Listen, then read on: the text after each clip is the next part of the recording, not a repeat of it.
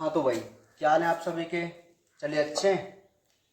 देखिए तो जैसा कि आपको पता है कल हमने C4 चक्र को कंप्लीट कर लिया था। ठीक है, ये जो बोर्ड पर आपको दिखाई दे रहा है वो C4 चक्र है ना। एक बार इसको हम थोड़ा सा रिवाइज करते हैं, अभी 2 मिनट, उसके बाद अपने नेक्स्ट चक्र की तरफ चलेंगे। ठीक है, तो ध्यान से आप एक बार समझो। देखो, बेसिक कंसेप्ट आप ये याद रखो कि जो C4 प्लांट होते हैं उनमें CO2 का स्थिरीकरण या फिक्सेशन जो होता है, या मैं कहूं कि CO2 से जो ग्लूकोज हमें बनाना होता है वो C3 साइकिल से ही बनता है। लेकिन इन प्लांटों ने अपनी संरचना में कुछ ऐसा चेंजमेंट कर लिया जिससे फोटो रेस्पिरेशन नहीं हो। ठीक है भाई। हाँ, तो इसलिए हम C4 चक्र पढ़ रहे हैं। तो C4 चक्र में जैसे क्या है कि यहां सर्वप्रथम जो प्रथम स्टेबल यौगिक है ऑक्जेलो एसिटिक एसिड, जो 4 कार्बन का होता है, इसीलिए इसे हम क्या कहते हैं? C4 चक्र कहते हैं। ठीक है, तो यहां तक हम बेसिक बात समझ गए थे।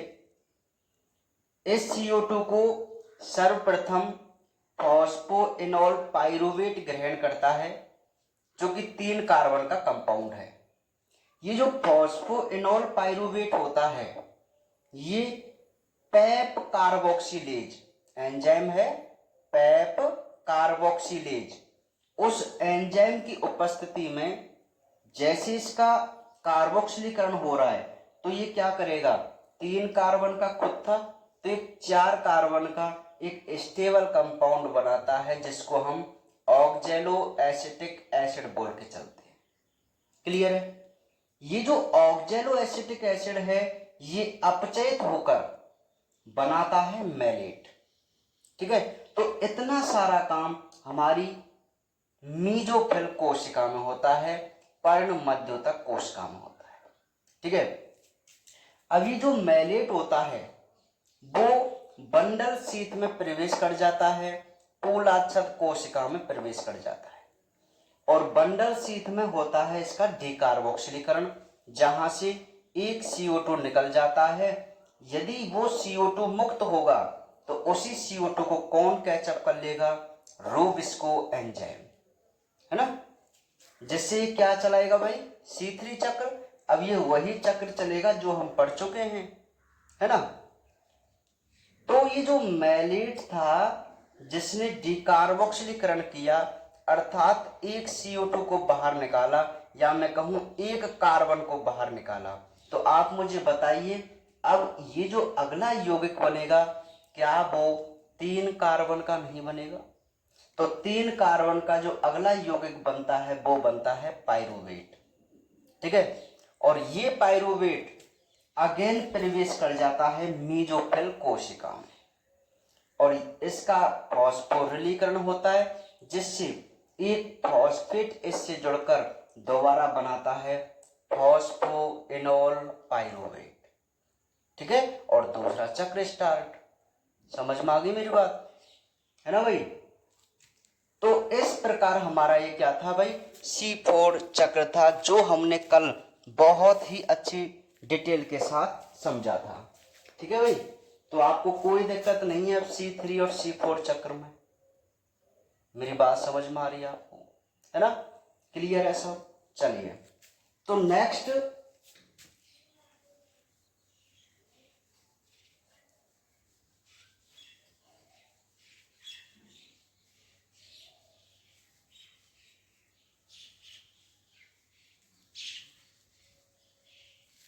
जो चक्र है जिसको हम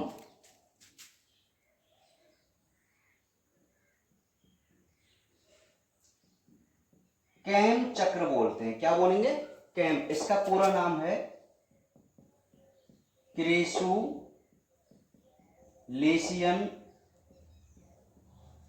अम्ल उपापचय चक्र। ध्यान से समझो आप। नेक्स्ट जो हमारा तीसरा चक्र है जिसको हम इम्पोर्टेंट कैम चक्र बोलते हैं। सी का मतलब होता है क्रेसुलेशियन, यानी कि क्रेसुलेसी कुल के पौधे, ठीक है। क्रेसुलेशियन एसिड अम्ल मेटाबॉलिज्म, क्रेसुलेशियन एसिड मेटाबॉलिज्म, इसका पूरा नाम है, फुल फॉर्म है कैम की। तो इसको हिंदी में हम बोलेंगे क्रेसुलेशियन अम्ल उपापचय चक्र, ठीक है। तो ये कैम चक्र, तो आप ध्यान से इस बात को समझो कि भाई आखिर ये कैम चक्र क्या है, ठीक है। तो देखिए, एक सिंपली मैं आपको जनरली बात बता दूं कि अब जैसा कि आपको पता है कि C4 चक्र में क्या था कि भाई स्टोमेटा खोलेंगे तभी CO2 आएगा, नहीं आएगा क्या, है ना, दिन के समय।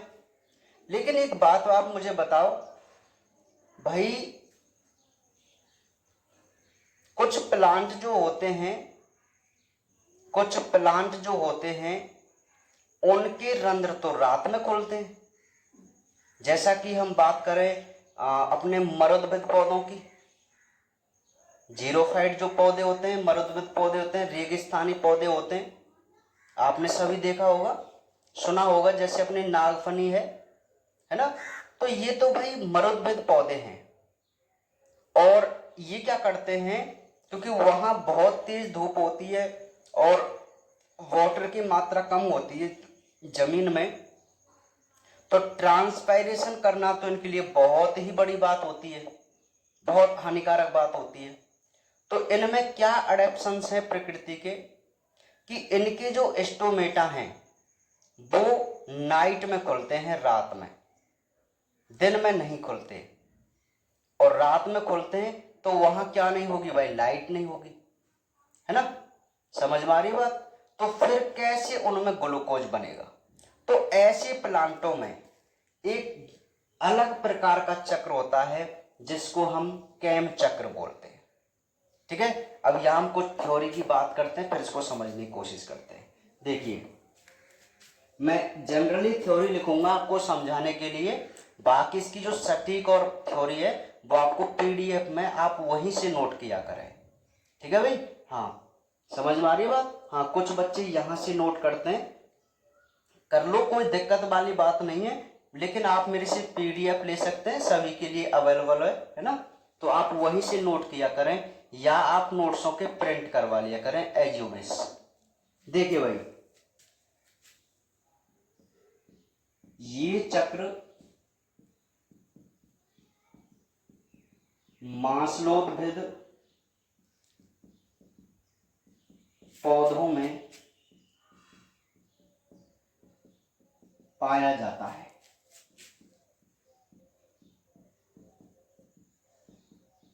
इन पौधों के रंध्र दिन में बंद रहते हैं, जबकि रात में खुलते हैं। अतः इन्हें तिमिर सक्रिय रंध्र कहते हैं।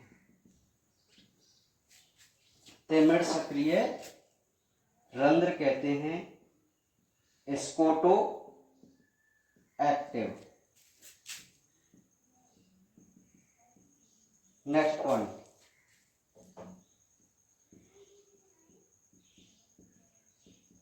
इन पौधों की पत्तियां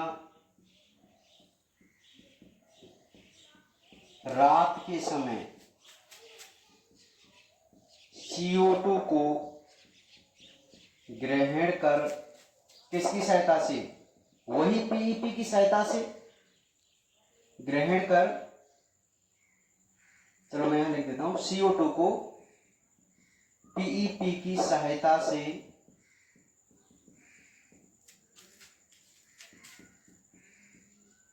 ग्रहण कर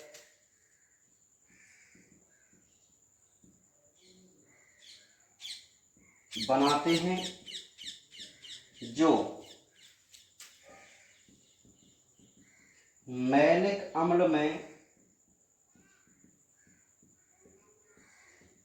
अपचयित हो जाता है। ठीक है, तो नेक्स्ट पॉइंट, दिन के समय मैलिक अम्ल डिकार्बोक्सिलीकृत होकर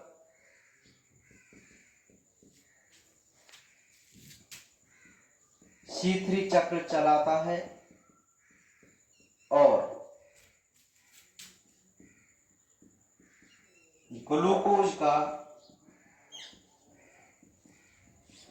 निर्माण होता है। तो नोट वाली बात है, CO2 का स्थिरीकरण रात में होता है, लेकिन ग्लूकोज निर्माण दिन में होता है। एग्जाम्पल की मैं बात करूं तो अनानास, अगेव, यक्का, नागफनी। ठीक है, समझ में आ गई बात। तो देखिए भाई, ये था हमारा कैम चक्र। क्या है? कैम चक्र। तो यहां जो मैंने आपके सामने शॉर्ट एंड स्वीट थ्योरी लिखी है, उस थ्योरी से हम पूरे कैम चक्र को आसानी से समझ सकते हैं। ध्यान से आप समझने की कोशिश कीजिए। देखो, अपने माइंड में कंसेप्ट फिक्स किया करो, उसको क्लियर किया करो। जैसे एक मैं आपको बात बता दूं कि हमारा जो ये चैप्टर है फोटोसिंथेसिस है, तो इस फोटोसिंथेसिस का जो उद्देश्य है वो क्या है? एक तो ऑक्सीजन बनाना और एक ग्लूकोज बनाना प्लांटों के लिए, यही है। ये जो दोनों प्रोडक्ट जो कि वेरी वेरी इंपॉर्टेंट हैं, ये दो रिएक्शनों में बनते हैं, एक तो लाइट रिएक्शन और एक डार्क रिएक्शन, है ना। तो जो लाइट रिएक्शन होती है वो हमारे हरित लवक के गिरेना वाले भाग में होती है और वो बनाती है मुख्य रूप से स्वांगीकरण ऊर्जा, लाइट रिएक्शन। उस स्वांगीकरण ऊर्जा जिसमें कि अपचायक एंजाइम होता है, वो अपचायक एंजाइम CO2 को अपचयित करता है, किसमें? ग्लूकोज में। कौन सी रिएक्शन के माध्यम से? डार्क रिएक्शन के माध्यम से। ठीक है, तो जो लाइट रिएक्शन थी उसमें तो हमने मोस्टली साइक्लिक और नॉन साइक्लिक फोटोफॉस्फोरिलेशन पढ़ा।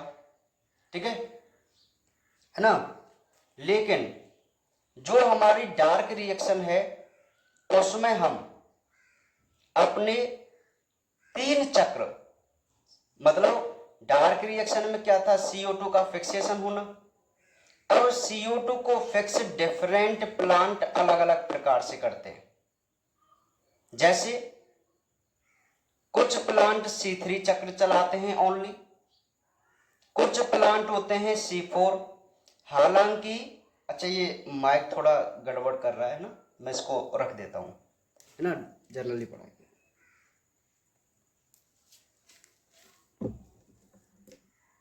देखिए, जो C3 प्लांट होते हैं उन प्लांटों में क्या होता है कि भाई केवल मेजोफिल कोशिकाएं होती हैं, पर्ण मध्योतक कोशिकाएं होती हैं।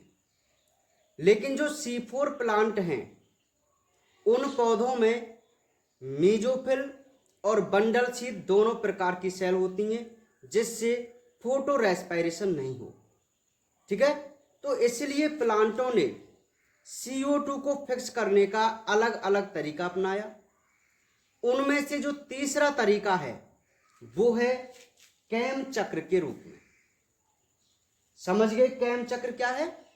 क्रेसुलेशियन अम्ल उपापचय चक्र, अर्थात क्रेसुलेसी कुल के जो पौधे होते हैं इनमें ये चक्र देखने को मिलता है, इसलिए इसे हम कैम चक्र के नाम से जानते हैं। अब एक बार ध्यान से आप इसको समझने की कोशिश कीजिए। इन प्लांटों की संरचना भी C4 जैसी ही होती है, ठीक है। इनमें भी फोटो रेस्पिरेशन नहीं होता, लेकिन इनमें एक डिफरेंट होता है। क्यों? क्योंकि हम जानते हैं कि जो मरुद्भिद पौधे होते हैं, मांसलोद्भिद का मतलब होता है जिनकी पत्तियां मोटी होती हैं, जैसे नागफनी। मैं कहता हूं मरुद्भिद पौधे, आप याद रखो। तो जो मरुद्भिद पौधे होते हैं उन पौधों में C4 संरचना ही होती है, क्रेंज एनाटोमी होती है, लेकिन इनके रंध्र जो हैं वो रात में खुलते हैं। ये एक विडंबना है, एक बड़ी बात है भाई। रंध्र रात में खुल रहे हैं तो वहां तो लाइट चाहिए अपने C3 चक्र को चलाने के लिए, तो चाहिए नहीं चाहिए। लेकिन इसमें होता क्या है कि रंध्रों का एक ही काम होता है, CO2 को अंदर करना, होता नहीं होता। तो दिन के समय जो CO2 होगी वो तो इस प्लांटों में अंदर आ ही नहीं पाएगी। तो इसीलिए इनमें क्या होता है, जब नाइट होती है, जैसे ही इनके स्टोमेटा ओपन होते हैं, केवल रात्रि के समय ये CO2 को लेकर और मैलिक अम्ल तक बना लेते हैं। अर्थात मैं ये कहूं कि जो हमारी मेसोफिल सेल में काम होता था उतना काम इन प्लांटों में रात्रि में हो जाता है, ठीक है। और जैसे ही दिन निकलता है तो जो हमारी बंडल शीथ सेल है C4 साइकिल में, वो वाला काम इनमें दिन के समय होता है। बस यही डिफरेंट है, सेम प्रोसेस है बिल्कुल C4 जैसी, केवल इतना सा अंतर है कि नाइट के समय, अब थ्योरी पढ़िए आप। देखो एक बहुत इंपॉर्टेंट पॉइंट मैं आपको बता रहा हूं कि इन पौधों के रंध्र दिन में बंद रहते हैं, जबकि रात में खिलते हैं या खुलते हैं। खुलते हैं, खिलते तो फूल है ना। तो दिन में बंद रहते हैं और रात में खुलते हैं। तो इन रंध्रों को हम तिमिर सक्रिय, तिमिर का मतलब अंधेरा होता है, सक्रिय का मतलब सक्रिय, आप जानते ही हैं। तो तिमिर सक्रिय रंध्र कहते हैं। ये 1 नंबर का क्वेश्चन बन सकता है, और इंग्लिश में बोला जाता है इसको स्कोटो एक्टिव स्टोमेटा। तो ऐसे रंध्र जो रात में खुले दिन में बंद हों उन्हें हम तिमिर सक्रिय रंध्र कहते हैं। अब इनमें कैसे होता है कैम चक्र, वो आप देख लीजिए कि इन पौधों की पत्तियां रात के समय CO2 को PEP की सहायता से ग्रहण कर ऑक्जेलो एसिटिक एसिड बनाते हैं। सिंपल सी बात है, हम इसको पढ़ चुके हैं, हम जानते हैं कि ऑक्जेलो एसिटिक ही बनेगा 4 कार्बन का, है ना, जो मैलिक अम्ल में अपचेत हो जाता है। ये भी हम जानते हैं, C4 चक्र हमने पढ़ रखा है। तो यहां तक आपको बात समझ में आ गई। तो ये दिन के रात के समय की ये बात है। अब जैसे ही दिन होता है तो जो मैलिक अम्ल होता है उसका डिकार्बोक्सिलीकरण होकर वो C3 चक्र चलाता है और किसका निर्माण करता है, ग्लूकोज का निर्माण करता है। तो ये चल गया भाई C4 चक्र जैसा, है ना। लेकिन इसमें अंतर है, ये रात और दिन का खेल है, तो इसको हम कैम चक्र के नाम से जानते हैं। बस यही डिफरेंट है, दिन और रात का केवल। और उन दोनों में दिन में ही होती थी, यहां रात और दिन में अलग अलग पार्टों में हो रही, कोई ज्यादा डिफरेंट वाली बात नहीं है।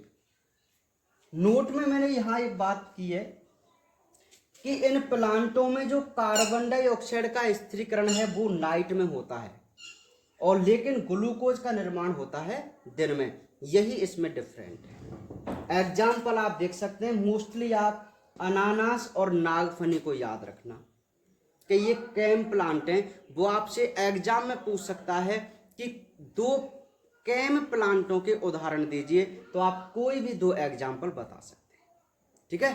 तो ये था हमारा कैम चक्र, इसको नोट कर लीजिए, जिनको करना है स्क्रीनशॉट लेना है, जो भी है, ठीक है भाई। तो बात समझ में आ गई, रफ करें इसको कैम चक्र को। तो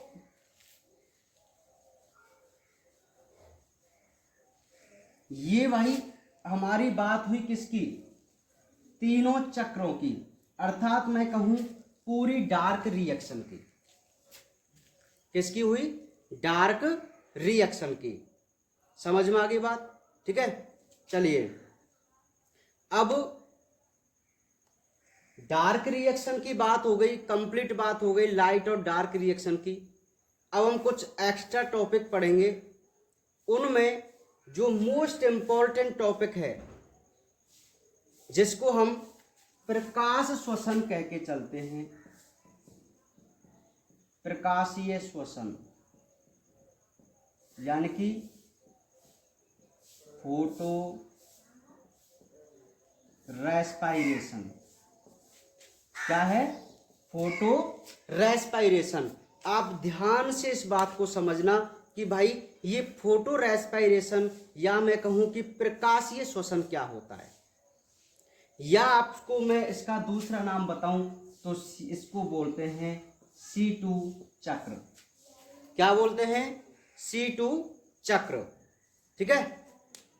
तो ये वही फोटो रेस्पायरेशन है जो मोस्टली C3 प्लांटों में देखने को मिलता है। तो हमें इसको पढ़ना है। एक एक नंबर के छोटे से क्वेश्चन यहां से बन सकते हैं क्योंकि इसकी थ्योरी में बहुत ज्यादा छोटे छोटे से क्वेश्चन है। ठीक है। तो ध्यान से आप समझो, इसकी कुछ डेफिनेशंस हैं, कुछ परिभाषा हैं इसमें, है ना, वो हम पढ़ने की कोशिश करते हैं। तो देखिए सबसे पहला,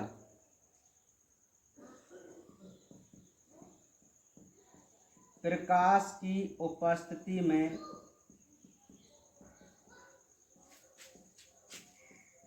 सामान्य श्वसन के अतिरिक्त होने वाला ऐसा श्वसन जिसमें कार्बनिक यौगिकों का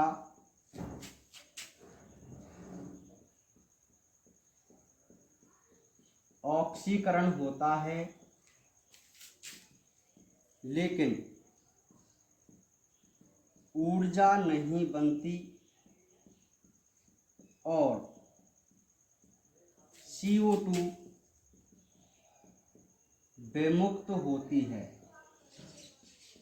उसे प्रकाशीय श्वसन कहते हैं। मैं पहले इसकी थ्योरी लिख दूं, फिर हम एक एक करके इन सभी को समझने की कोशिश करेंगे। ठीक है। हाँ भाई, इसमें भोज्य पदार्थों का विघटन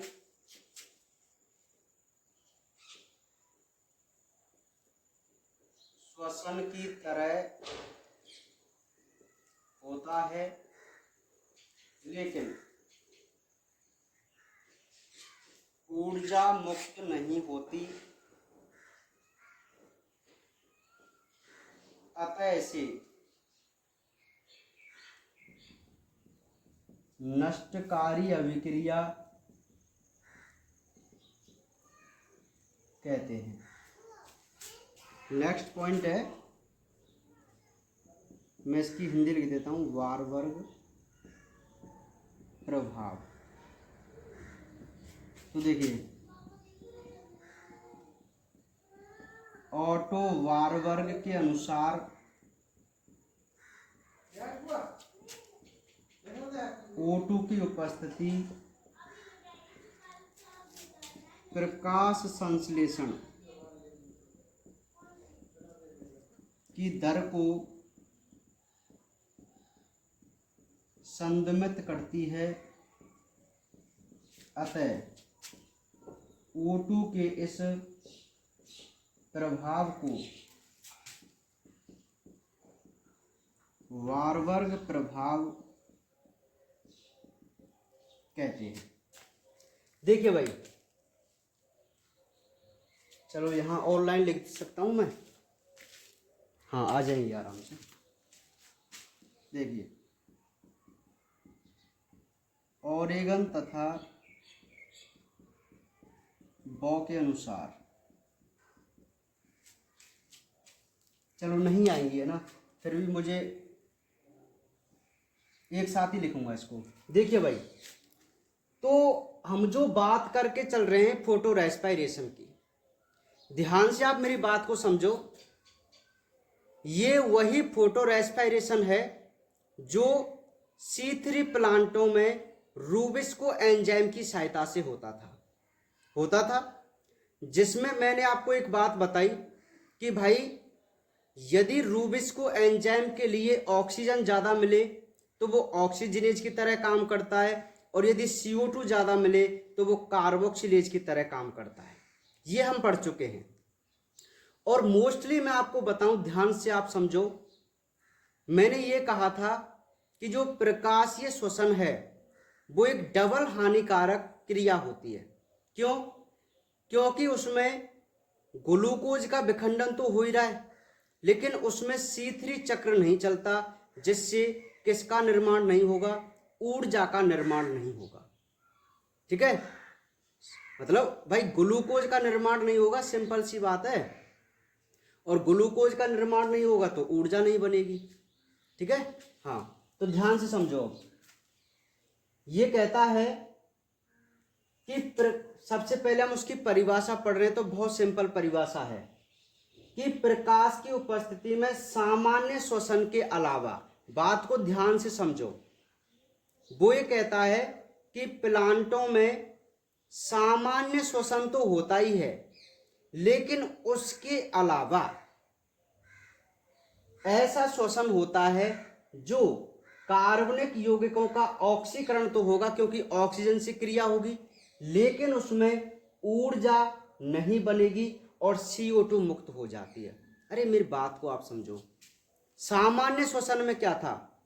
ग्लूकोज जो कि कार्बनिक यौगिक था, उसका विखंडन आप करेंगे ऑक्सीजन की सहायता से, तो बताओ CO2 और ऊर्जा बनती है नहीं बनती? मैं आपको बता चुका हूं, है ना। लेकिन वो ये कह रहा है कि फोटो रेस्पिरेशन एक ऐसी क्रिया है जिसमें विखंडन तो होगा कार्बनिक यौगिकों का और CO2 भी मुक्त होगी, लेकिन ऊर्जा का निर्माण नहीं होगा, तो उसे हम क्या बोलेंगे?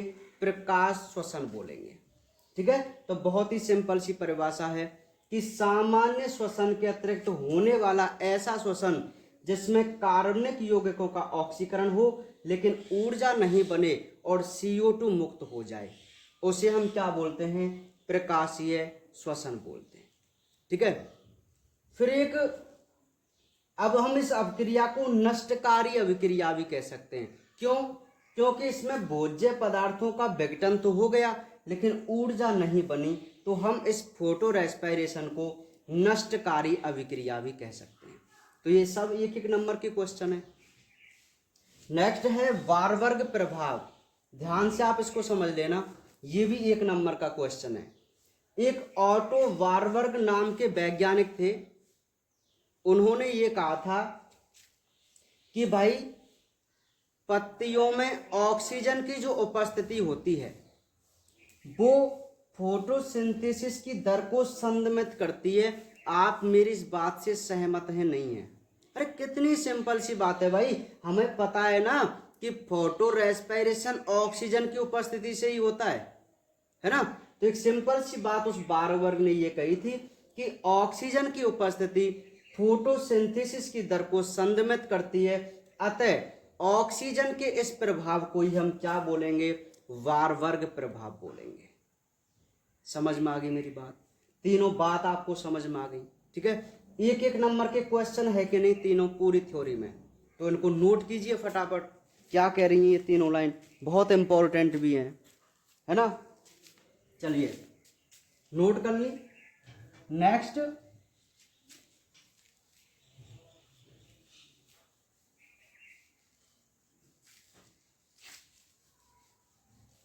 अब इसी में है आगे जो पॉइंट है, मैं आपको हर पॉइंट क्लियर करा रहा हूं। ऑरिगन तथा बॉ, ये दो वैज्ञानिक थे, है ना। ऑरिगन तथा बॉ के अनुसार O2 व CO2 रूबिस्को के लिए प्रतिस्पर्धा करते हैं। नेक्स्ट, यदि CO2 की मात्रा ज्यादा है तो रूबिस्को कार्बोक्सिलेज की तरह कार्य करता है। यदि O2 की मात्रा ज्यादा है तो रूबिस्को ऑक्सीजनेज की तरह कार्य करता है,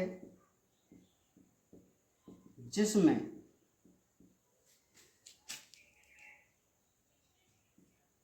दो कार्बन युक्त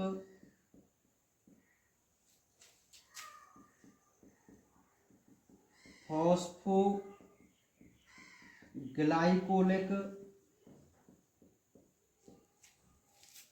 अम्ल बनता है। अतः इसे C2 चक्र या ग्लाइकोफोलेट चक्र कहते हैं। ठीक है भाई। अब ये मोस्टली मैं आपको बता दूं कि यदि आपसे वो पूछे कि भाई C2 चक्र क्या है या ग्लाइकोफोलेट चक्र क्या है, तो उसकी जो जनरली जो थ्योरी है वो ये है। एक वैज्ञानिक थे ऑर्गेनन तथा बॉ, उनके अनुसार O2 और CO2 रूबिस्को एंजाइम के लिए क्या करते हैं, कंपटीशन करते हैं। आप जानते हैं इस बात को, आपको ज्यादा दिक्कत नहीं है अब इसको समझने में, है ना, कि भाई जो रूबिस्को एंजाइम है जिसमें नाम में CO लगा हुआ है, ये C और O का मतलब ही कार्बोक्सिलेज और ऑक्सीजनेज है। तो जो हमारे O2 और CO2 हैं वो इस एंजाइम से जुड़ने के लिए कंपटीशन करते हैं, प्रतिस्पर्धा करते हैं। ठीक है। तब इन्होंने कहा था कि यदि लीफ में CO2 की मात्रा ज्यादा हो जाए तो हमारा रूबिस्को एंजाइम कार्बोक्सिलेज की तरह काम करता है और फिर चलता है C3 चक्र, जो कि एक नॉर्मल बात है। ठीक है। लेकिन यदि ऑक्सीजन की मात्रा ज्यादा है तो जो हमारा रूबिस्को एंजाइम है वो ऑक्सीजनेज की तरह काम करता है, जिस वजह से प्रथम स्टेबल यौगिक दो कार्बन का बनता है, जिसको हम फॉस्फोग्लाइकोलिक अम्ल के नाम से जानते हैं, और इसीलिए इसे हम C2 चक्र या ग्लाइकोफोलेट चक्र बोलते हैं। समझ में आई कि नहीं आई बात फोटो रेस्पिरेशन की? तो आप जब भी फोटो रेस्पिरेशन की थ्योरी को PDF में देखेंगे, यहां देखेंगे, तो आपको मोस्टली ये 4 पॉइंट ही पढ़ने हैं जो अपने आप में अलग से एक एक नंबर के क्वेश्चन है। जैसे वो आपसे जनरली पूछ लेगा कि प्रकाशीय श्वसन क्या है, 1 नंबर का। आपसे पूछ लेगा वारवर्ग प्रभाव क्या है, आपसे पूछ लेगा नष्टकारी अभिक्रिया क्या है, आपसे पूछ लेगा ग्लाइकोफोलेट या C2 चक्र क्या है। समझ में आई कि नहीं आई? ये सारी जो क्रिया है फोटो रेस्पिरेशन की वो रूबिस्को एंजाइम पर डिपेंड करती है, क्योंकि वो कार्बोक्सिलेज और ऑक्सीजनेज दोनों की तरह काम करता है। यदि CO2 उसको मिला तो जनरली C3 चक्र रन होता है, जो कि एक नॉर्मल बात होती है। लेकिन यदि उसको ऑक्सीजन मिल गया तो हमारा C3 चक्र नहीं चलता और उस प्लांट में ग्लूकोज का निर्माण नहीं होता। समझ में आ गई बात? और सारी चीजें हो जाएंगी लेकिन ऊर्जा नहीं बनेगी। ठीक है भाई। और ये 2 कार्बन का एक प्रथम स्टेबल यौगिक बनाता है, जिसको हम फॉस्फोग्लाइकोलिक अम्ल बोलते हैं। अतः इसको हम C2 चक्र या ग्लाइकोफोलेट चक्र के नाम से भी जानते हैं। ठीक है भाई। तो ये था हमारा फोटो रेस्पिरेशन। बहुत ही सिंपल सी बात है, इसको नोट कर सकते हैं आप। बहुत ही सिंपल है ये फोटो रेस्पिरेशन, और इम्पोर्टेंट भी है भाई, आप इसको हल्के में मत लेना बिल्कुल भी। ठीक है। हाँ, समझ में आ गई बात? चलिए,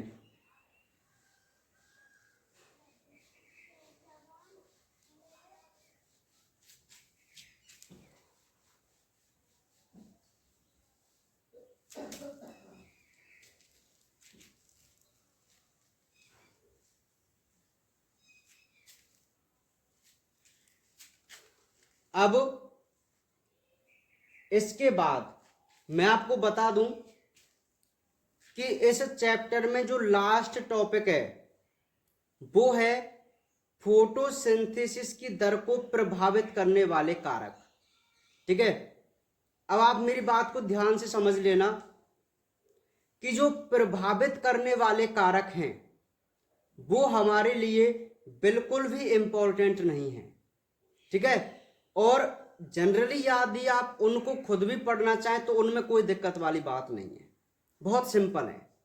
ठीक है, लेकिन उन प्रभावित करने वाले कारक से पहले वो ये कहता है कि आपको ये दो परिकल्पना जरूर पढ़नी है। मेरा मतलब है टॉपिक तो है फोटोसिंथेसिस की दर को प्रभावित करने वाले कारक, लेकिन उन कारकों को समझाने के लिए दो वैज्ञानिकों ने अपनी कुछ परिकल्पनाएं प्रस्तुत की और उन परिकल्पनाओं को हमको पढ़ के चलना है, क्योंकि वो हमें क्वेश्चन के रूप में मिल सकती हैं। बल्कि जबकि प्रभावित करने वाले कारक से आपके लिए कोई भी किसी भी प्रकार का यहां से क्वेश्चन नहीं आएगा। जो 11वां चैप्टर है श्वसन वाला, उसमें जरूर इंपॉर्टेंट है प्रभावित करने वाले कारक, और उनकी हम डिटेल में बात करेंगे। ठीक है, जहां क्वेश्चन हमको मिलेगा वहां हम उसको नहीं छोड़ेंगे। ठीक है भाई, तो देखिए ध्यान से आप, लास्ट टॉपिक है इसका जिसमें हम दो परिकल्पना पढ़ के चलते हैं। तो पहली परिकल्पना जिसको बोलते हैं सैकस की प्रधान बिंदु संकल्पना। सैकस की प्रधान बिंदु संकल्पना। ठीक है, तो एक सैकस नाम के वैज्ञानिक थे, उन्होंने प्रभावित करने वाले कारकों के लिए एक संकल्पना प्रस्तुत की जिसको हम प्रधान बिंदु संकल्पना कहते हैं। अब ये क्या है, एक बहुत नॉर्मल सी बात है। देखो ये कहते हैं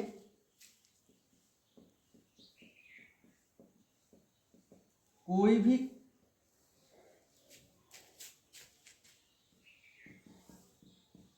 किसी भी क्रिया को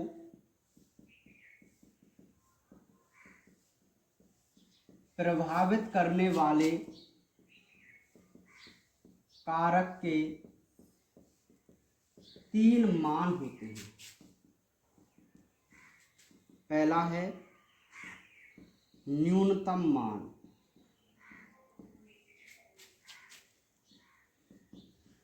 कारक की वह मात्रा जिस पर प्रकाश संश्लेषण की क्रिया प्रारंभ हो। सेकंड है इष्टतम मान, या हम इसको बोल सकते हैं श्रेष्ठतम मान।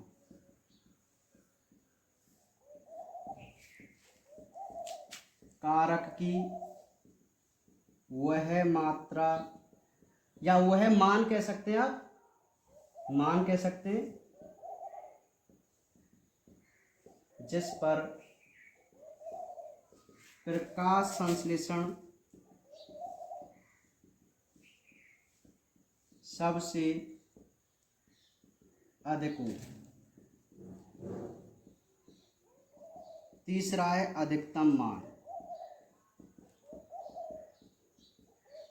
कारक का वह मान जिस पर प्रकाश संश्लेषण की क्रिया रुक जाए। देखिए भाई, ये बहुत ही नॉर्मल सा टॉपिक है। मैं आपको बता दूं कि हम फोटोसिंथेसिस क्रिया को प्रभावित करने वाले कारकों के बारे में पढ़ रहे हैं।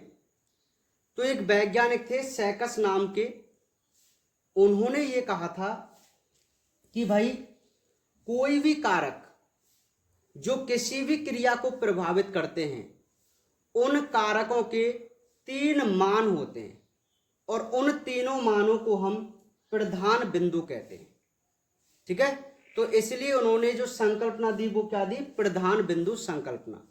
अब बहुत सिंपल है, देखो एक कारक का वह मान होगा मतलब सबसे कम मान, वह सबसे कम मान जिस पर प्रकाश संश्लेषण की क्रिया प्रारंभ हो। मतलब हम प्रकाश संश्लेषण का तो एग्जाम्पल लेके चल रहे हैं, क्रिया कोई सी भी हो, हर क्रिया के लिए ये मान होते हैं। हो सकते नहीं हो सकते? अरे भाई, कोई स्टार्टिंग कारक की मात्रा होगी जिस पर प्रभावित करने वाले कारक से क्या मतलब होता है, यही होता है, या तो उसकी मात्रा ज्यादा है या कम कर दें तो उस पर क्या प्रभाव पड़ेगा, यही तो है ना। तो किसी भी कारक का जिस पर प्रकाश संश्लेषण की दर डिपेंड करेगी, यदि उसका इतना कम मान जिस पर वो स्टार्ट हो तो आप उसे उसका न्यूनतम मान नहीं बोलेंगे, बोलेंगे श्रेष्ठतम मान कौन सा होगा, जिस मात्रा पे या मान पर सर्वाधिक क्रिया हो। अधिकतम मान, इतना अधिक मान जिस पर वो रुक जाए। अरे एक जनरली मैं आपको बात बताऊं, जैसे टेम्परेचर की मैं बात करूं तो 10 से 35 डिग्री सेल्सियस है मान लीजिए, तो ये 10 डिग्री सेल्सियस है वो क्या है, इसका न्यूनतम मान है। 35 डिग्री सेल्सियस क्या है, इसका वो श्रेष्ठतम मान है। और 40 डिग्री में कर दूं तो ये इसका कैसा हो गया, अधिकतम मान हो गया। देखो यहां स्टार्ट होगी, यहां सबसे बेस्ट होगी और यहां रुक जाएगी, तो ये 3 मान हो गए ना। तो बहुत सिंपल सी बात है, कोई दिक्कत वाली बात नहीं। ठीक है, इनको भी आप नोट कीजिए फटाफट, तीनों पॉइंटों को।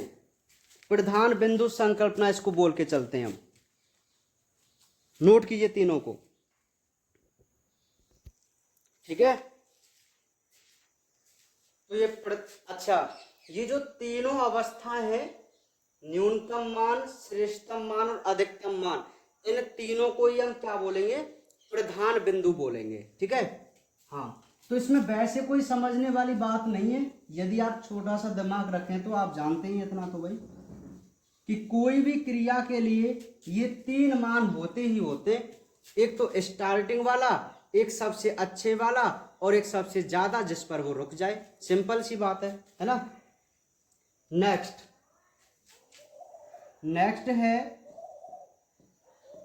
ब्लैकमैन का सीमाकारी कारक नियम। ब्लैकमैन का सीमाकारी कारक नियम, ये वही ब्लैकमैन है जिन्होंने डार्क रिएक्शन को प्रस्तुत किया था।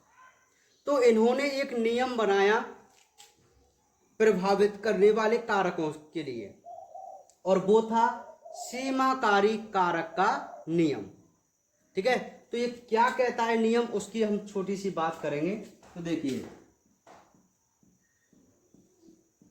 इनके अनुसार यदि कोई क्रिया अनेक कारकों से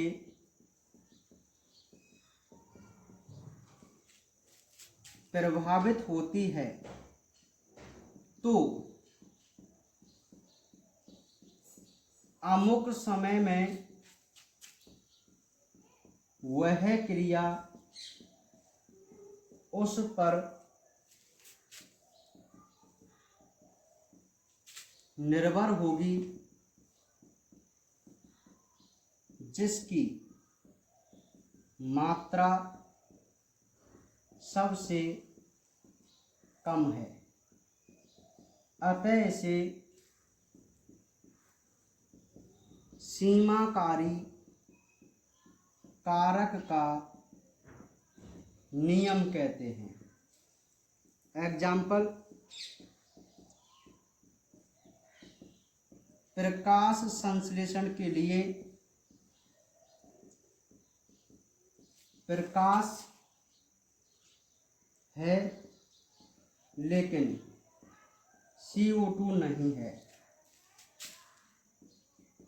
तो ये क्रिया CO2 पर निर्भर करेगी। देखिए ध्यान से आप इस बात को समझने की कोशिश करना। सीमाकारी कारक नियम, कारक वही है क्योंकि मैंने आपको बता दिया कि जो प्रभावित करने वाले कारक का टॉपिक है उसके अंतर्गत हमें दो संकल्पना या दो नियम पढ़ने थे, है ना। तो सेक्स ने अलग दिया भाई और ब्लैकमैन ने अलग दिया। सेक्स का क्या था, प्रधान बिंदु संकल्पना। उन्होंने तो ये कह दिया कि भाई कोई भी कारक जो क्रिया को प्रभावित करता है उसके 3 मान होते हैं, जो कि हम भी जानते हैं, है ना। अब ब्लैकमैन ने एक बात और कही कि भाई कोई भी कारक यदि क्रिया को प्रभावित करता है तो मैं आपको बता दूं कि कोई भी क्रिया उस कारक से प्रभावित होती है जो उस समय सबसे कम मात्रा में हो। आप समझ जाएंगे। अभी देखिए भाई कोई भी क्रिया है वो एक साथ बहुत अधिक कारकों से प्रभावित होती है, ये हम सभी जानते हैं। मतलब बहुत ज्यादा फिजिकल केमिकल कारक फैक्टर उसको प्रभावित कर सकते हैं, किसी भी क्रिया को करते हैं ना। अकेला कारक तो नहीं होता भाई किसी भी क्रिया का प्रभावित करने वाला, है ना। अब ध्यान समझिए, वो ये कहते हैं कि यदि कोई क्रिया अनेक कारकों से प्रभावित होती है तो अमुक समय में, मतलब कोई क्रिया प्रेजेंट टाइम में चल रही है तो वह उस पर निर्भर होगी जिस कारक की मात्रा उस समय सबसे कम है। इसीलिए इसे हम सीमाकारी कारक नियम कहते हैं। अरे सीमा का मतलब होता है जो बिल्कुल बॉर्डर पर हो, यानी कि सबसे कम हो, ठीक है, हाँ, या सबसे ज्यादा हो, है ना। तो देखिए जैसे हम एग्जाम्पल के थ्रू इसको समझते हैं कि फोटोसिंथेसिस की क्रिया हो रही है। अभी जो फोटोसिंथेसिस की क्रिया है वो प्रकाश से भी प्रभावित होती है, CO2 से भी प्रभावित हो सकती है, नहीं होगी। अरे CO2 की उपलब्धता नहीं प्रभावित कर सकती क्या, प्रकाश की उपलब्धता नहीं प्रभावित कर सकती। अब देखिए फोटोसिंथेसिस की क्रिया हो रही है तो उसके लिए सफिशिएंट लाइट है, प्रकाश है, लेकिन CO2 नहीं है। तो CO2 नहीं है तो इसका मतलब क्या हुआ कि जो CO2 कारक है वो अब सीमाकारी कारक हो गया, अर्थात उसकी मात्रा प्रेजेंट टाइम में कैसी है, सबसे कम है। तो ये जो फोटोसिंथेसिस की क्रिया है वो बताओ इस CO2 पर डिपेंड करेगी कि नहीं करेगी। यदि आप इस CO2 की मात्रा बढ़ा दें तो बताइए फोटोसिंथेसिस की दर बढ़ेगी कि नहीं बढ़ेगी, बढ़ेगी भाई। यदि कम कर दें तो फोटोसिंथेसिस की दर कम हो जाएगी, ठीक है। तो ये कैसा कारक हो गया, सीमाकारी कारक हो गया। भाई कोई जनरली प्रक्रिया चल रही है, अब मान लीजिए उसके लिए प्रकाश, ऑक्सीजन, वायु वगैरह जो भी है ना, समझ में आ रही बात। लेकिन जो टेम्परेचर है, तापमान, वो कोई भी कारण से थोड़ा सा कम है। कोई भी क्रिया हो रही है उसको मान लीजिए प्रकाश है, ऑक्सीजन है, तापमान है, ये प्रभावित कर सकते हैं। तो ये 3 कारक एक क्रिया को प्रभावित कर रहे हैं, मान लीजिए। अब वह जो क्रिया है अपने नॉर्मल वेग से चल रही है, कब, जब उसके लिए टेम्परेचर का मान थोड़ा कम है। तो अब देखो ऑक्सीजन उसके लिए सफिशियंट है, प्रकाश उसके लिए सफिशियंट है, लेकिन सबसे कम कौन मान रखा है अपने, टेम्परेचर। अब आप ऑक्सीजन को बढ़ाइए, कोई प्रभाव नहीं पड़ेगा। लेकिन यदि आप इस टेम्परेचर के मान को बढ़ा दें तो उस क्रिया के मान में वृद्धि होगी कि नहीं होगी, होगी ना, क्योंकि इसकी वजह से वो थोड़े अपने कम रूप में चल रही थी। लेकिन ये इसको यदि पर्याप्त रूप में मिलेगा तो वो अपने उचित वेग से चलेगी, ठीक है। तो ये क्रिया किस कारक पर डिपेंड कर रही है, जिसकी मात्रा होते समय, क्रिया के होते समय सबसे कम है। तो इसी को हम क्या बोलते हैं, ब्लैकमैन का सीमाकारी कारक नियम बोलते हैं। ठीक है भाई, नोट कीजिए फटाफट। तो भाई ये हमारा आज टोटल 10 दिन में पूरा 10 चैप्टर कंप्लीट है। ठीक है, बहुत इंपॉर्टेंट ये चैप्टर है, पूरा 10 चैप्टर। तो आप इसको ढंग से देखना और मुझे कमेंट बॉक्स में बताना कि यदि आपको कोई टॉपिक समझ में नहीं आया है तो कल हम 11वें चैप्टर के स्टार्ट करने से पहले 5-10 मिनट उसको रिवाइज करवा देंगे। ठीक है, समझ में आ गई बात? हाँ, तो जिन बच्चों के ज़्यादा कमेंट मतलब एक जैसे आएंगे उसी टॉपिक को हम कल रिवाइज करवाएंगे। ठीक है भाई? हाँ, तो ये हमारा 10 चैप्टर भाई आज कंप्लीट हुआ है 10 दिन बाद। ये एक बहुत मोस्ट इम्पॉर्टेंट चैप्टर था जो कि 4 नंबर का क्वेश्चन इसमें से आएगा। ठीक है, तो इसको आप ढंग से पढ़ लेना और बाकी बातें हम करेंगे कल।